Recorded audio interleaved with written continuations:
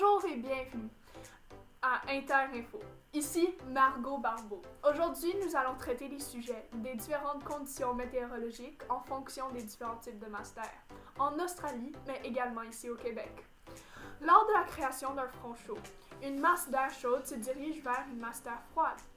Celle-ci glissera par-dessus l'air froid parce que sa densité est moins grande en raison d'une température plus élevée.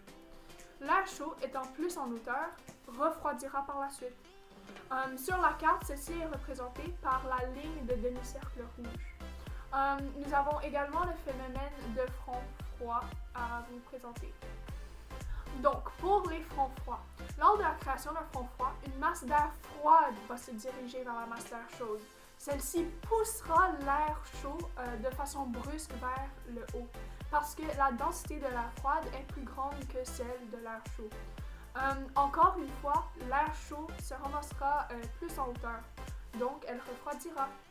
Celle-ci sur la carte est représentée avec la ligne bleue de triangle.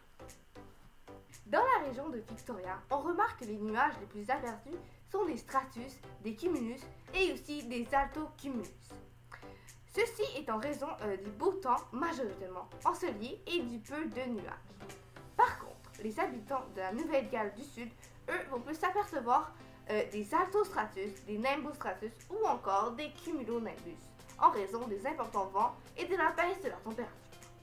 Il y a aussi quelques précipitations vers Sydney et ses alentours. La température d'aujourd'hui va varier entre 8 et 13 degrés Celsius. Si vous habitez sur la côte, prévoyez-vous un parapluie car il y a 90% de probabilité d'averse vers 9h45. Une des conditions associées au front chaud et au front froid est la variation de la pression atmosphérique.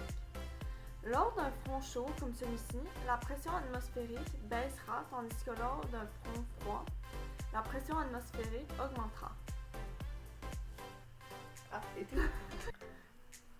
Une autre des conditions associées au front chaud et au front froid sont celles météorologiques.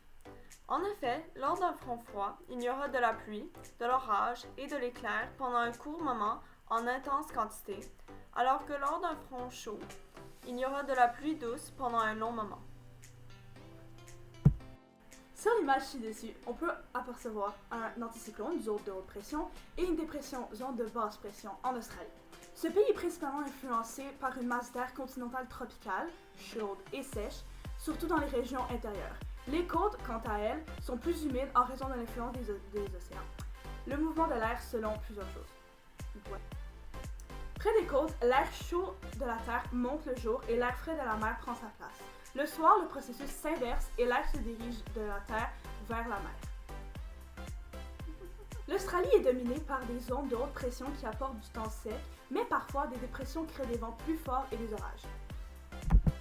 Puisque cette activité météorologique se passe dans l'hémisphère sud, les vents de l'anticyclone vont aller dans le sens anti-horaire et les vents de la dépression vont aller dans le sens horaire. Donc l'air dans l'anticyclone est plus dense que l'air dans la dépression parce que c'est de l'air froid, donc il est plus lourd et il va rester en bas. Dans la dépression, par contre, l'air est chaud, ce qui va faire qu'il va monter et donc se refroidir et redescendre parce qu'il va être plus dense. Les conditions météorologiques générales d'un anticyclone, c'est qu'il fait très beau, il y a du soleil, il y a un peu de vent et il fait plus frais que dans une dépression parce que l'air est froid mais il est sec. Donc, voilà. Alors que dans une dépression, l'air, vu qu'il est chaud, il va être humide, il y aura beaucoup de nuages, il va pleuvoir et il y aura peut-être des éclairs et des orages. C'est ça, ouais. Bon, la météo de Verdun du 15 novembre 2024 est plutôt simple. La température a varié de moins 2 degrés vers 6 h du matin jusqu'à 10 degrés vers 2 h de l'après-midi. Le vent était plutôt paisible que les jours précédents, avec une variation de 4 km par heure vers 7 h du matin jusqu'à 22 km par heure vers 8 h du soir. La pression est plus basse que le normal avec 1009 HPA. Il y a aussi eu très peu de nuages, nous laissant voir le magnifique ciel bleu. Cette météo présentée s'est produite car nous sommes entre une dépression. Une dépression et un anticyclone. En effet, comme j'ai nommé avant, la pression est de 1009 HPA Et pour être en anticyclone, il faut au moins un taux de pression plus haut que 1013 HPA, donc nous ne sommes pas en anticyclone. Aussi, il n'y a aucun gros vent signifiant que nous sommes en dépression, donc nous ne sommes pas en dépression non plus. Nous sommes seulement en zone de transition. C'est ça comme la prof là.